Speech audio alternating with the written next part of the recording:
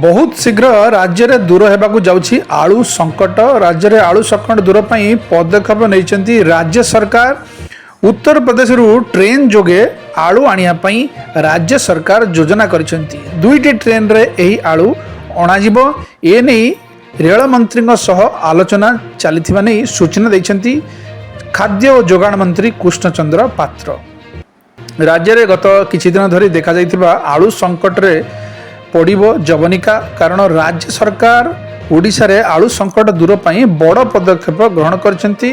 पूर्वरु truck जोगे उत्तर प्रदेश आलू आसुतला हेले एबे ट्रेन रे आलू आनिबाकू योजना करा जाउछि।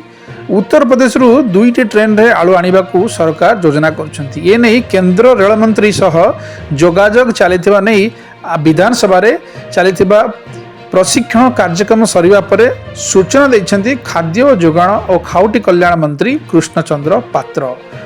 आलू दर को नहीं खाउटी एक प्रकार हंतसंत होता बेले एबे भी राज्य में आलू संकट लगी रही। मुख्यमंत्री मोहन चरण माझी आलू समस्या नहीं पश्चिमबंग मुख्यमंत्री ममता बनर्जी सहित कथा होते मध्य ये पर्यंत किछि निष्कर्ष बाहरी नहीं।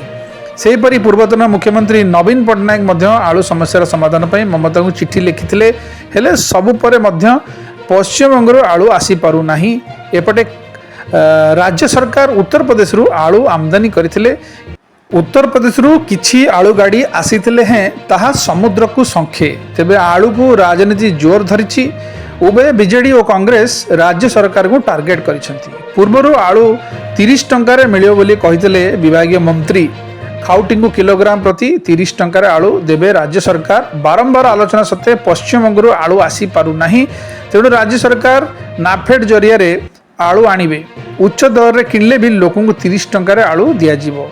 आलू अभाव रहिबो नाही। जेते आवश्यक सेते अणाजिबो बोली दिल्ली रे जोगाण मंत्री कृष्णचंद्र पात्र सूचना देइथिले। तथापि राज्य रे आलू समस्या लागी रहिछि।